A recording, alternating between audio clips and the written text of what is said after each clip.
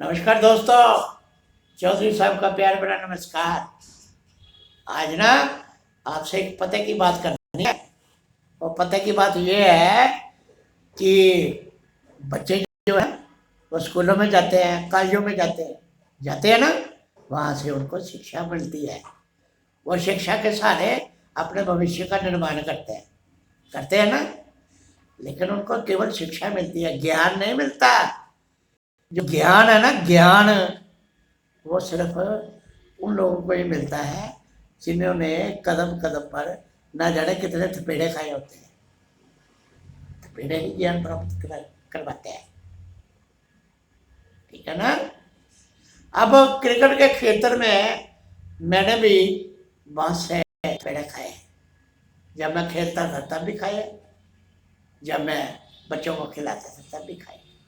इसलिए आप कह सकते हो कि मेरे पास थोड़ा बहुत है, ज़्यादा नहीं है, थोड़ा बहुत है क्रिकेट का ज्ञान भी है।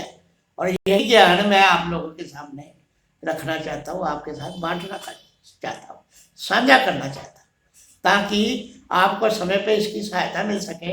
अगर उन लोगों को जो क्रिकेट में सुधार करना चाहते हैं, जो चाहते हैं कि जो क्रिकेट के खिलाड़ी हैं उनका शोषण कम हो। ठीक है, अब मेरी बात ध्यान से सुनो। संस्था कोई भी हो, चाहे जिले की हो चाहे राज्य की हो, उनको अपनी जो बॉडी है ना वो रजिस्टर करवानी पड़ती है। चंडीगढ़ में है ऑफिस उनका रजिस्ट्रार का, जहाँ आपको 9 या 11 सदस्य साइन करवा के उनके पदों के साथ रजिस्टर करवाना पड़ता है। तो रजिस्टर तभी होगा उसके साथ जब आप एक कॉन्स्टिट्यूशन, एक संविधान की कॉपी लगा के भेजोगे।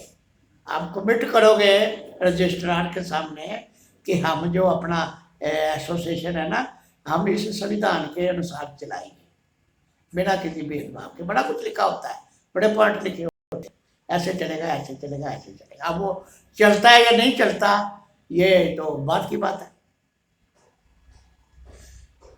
सबसे जो महत्वपूर्ण बात वो ये है, वो मैं जो बताना चाहता हूँ कि जो संविधान है ना, ये एसोसिएशन के लिए कितना महत्वपूर्ण है, ये उतना ही महत्वपूर्ण है जितना वो पुराने जमाने में हम सुनते थे ना, फलाने राक्षस की जान है एक तोते में अटकी हुई है और तोता पिंजरे में बंद है और पिंजरा पता नहीं कहाँ पे है। ढूंढने वाले फिर भी ढूंढ लेते हैं पिंजरा, क्योंकि अंततः राक्षस को तो मरना ही है। इसी प्रकार जिला एसोसिएशनों की जो जान है ना, वो भी संविधान में अटकी हुई है। संविधान उनके लिए वैसा ही तो होता है जैसा वो पिंजरे में बंद होता है। इसलिए जो एसोसिएशन है वो संविधान को पता नहीं कितने तालों में बंद करके रखती है, किसी को हवा नहीं लगने देती कि उसकी संविधान किस प्रकार का है, उसमें कैसे कैसे काम होता है। अगर वो संविधान लोगों के सामने आ जाए तो लोग सामने रख के ये देखेंगे कि इस संविधान के अनुसार ये काम कर रहे हैं कि नहीं कर रहे हैं, तो नुक्ताचीनी शुरू हो जाएगी। इसलिए वो अपनी मन मर्जी से काम करना जो है ना वो मुश्किल हो जाएगा। इसलिए वो संविधान है ना जो ताले में बंद करके रखते हैं कि लोगों को ना उसकी हवा न लगने पाए। मेरी बात समझ गए ना, वो हवा नहीं लगने देते। कई बार देखा होता है कि संविधान में लिखा होता है कि इसके जो सदस्य है जो 11 होंगे बॉडी के साथ, प्रेसिडेंट वाइस प्रेसिडेंट ये मिला के 11 या 13 होंगे, लेकिन काम कर रहे होते हैं 23, तेरे को भी बना दिया, तेरे को भी बना दिया, तेरे को भी बना दिया, तेरे को भी बना दिया। तो जब ये बात लोगों के सामने आती है तो वो सवाल पूछते हैं। तो जब ये कहते हैं कि हम सवालों का जवाब भी नहीं देंगे तो फिर लोग कोर्ट कचहरी में जाते हैं। वहाँ तो देना पड़ेगा ना, वहाँ तो जवाब देना पड़ेगा, नहीं तो कोर्ट तो आपकी जो संस्था है उसको रद्द कर देंगे। इसलिए ये जो है ना, ये ज्ञान हर उस आदमी के पास होना बहुत जरूरी है कि उसने किस तरीके से ये क्या करना है। इस संविधान के अनुसार काम करने की जो गतिविधियां है ना, वो आगे चलकर क्या रूप अख्तियार करती है और कैसे ये खुद ही उसके जाल में फंसते हैं, ये मैं आपको अगले एपिसोड में बताऊंगा। संविधान के अनुसार काम करना बहुत जरूरी है। आपने कभी वो टीवी में चर्चा सुनी नहीं है, जब लोग आखिरी चर्चा में कहते हैं कि ये जो देश है ये किसी की मर्जी से नहीं चलेगा, ये संविधान के अनुसार चलेगा।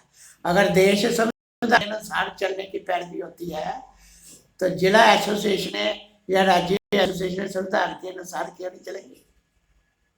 चलेंगी ना, चलानी पड़ेगी। जब तक ये चलता है तो चलता रहता है, जब नुक्ताचीनी होती है, सवाल जवाब होते हैं, तो फिर पंगा पड़ता है। पंगे में तो आपको वही काम करना पड़ेगा जो आपने संविधान में लिखित रूप से कमिट किया हुआ है। समझ गए मेरी बात? अगले एपिसोड में मैं आपको बताऊंगा कि काम किस तरीके से होता है और ये लोग क्या क्या करते हैं। ये ज्ञान की बात ही है ना जो मैं आप लोगों में से बांटना चाहता हूँ। मेरे से आप ज्ञान लो, मैं देता हूँ। चौधरी साहब हूँ ना, मैंने बड़े थपेड़े खाए हैं। और मैं चौधरी साहब होने के नाते आपसे ये रिक्वेस्ट भी नहीं करूँगा कि मेरे को सब्सक्राइब करो, लाइक करो, या ये करो या वो करो। जब मैं ज्ञान दे रहा हूँ तो आप कुछ तो करो ना, मेरी ताकत बनो, मैं ताकि आपको और ताकतवर बनाऊँ। क्रिकेट साफ करना आपका भी उद्देश्य है और मेरा भी उद्देश्य है। ठीक है? ओके, अगले एपिसोड में ना फिर मिलेंगे।